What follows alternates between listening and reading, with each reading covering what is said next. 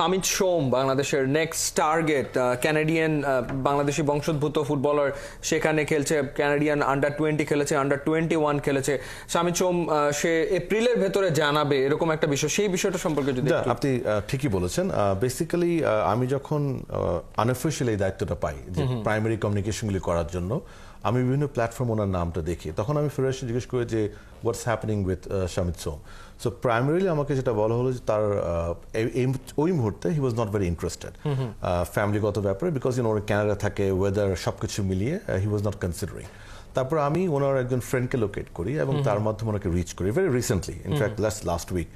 এবং এখন যেটা ভালো, ও অ্যাটলিস্ট উনি না বলে নাই, আর উনি আমাকে বলেছে ওনার কিছু কোয়ারিজ ছিল, পাসপোর্ট কতদিন লাগবে, তারপরে আপনার এখানে ওয়েদার কেমন ওই সময়টাতে, ওভারঅল লজিস্টিক কি হবে না হবে, ক্যাম্পের ফেসিলিটিস কি আছে, আমরা সব জানিয়ে দিয়েছি through his friend. So now last যেটা কথা হলো আমার সাথে, ইনফ্যাক্ট 2 দিন আগে, তখন উনি বললেন যে he will need about a week to 10 days, মানে এপ্রিলের আমার মানে 10-12 তারিখের ভিতরে উনি জানাবে যে উনি কি এটাকে কনসিডার করবে কি করবে না। উনি ওনার কোচের সাথে কথা বলবে বলেছেন, উনি ওনার ক্লাবের সাথে কথা বলবে, উনি ওনার ফ্যামিলির সাথে কথা বলবে।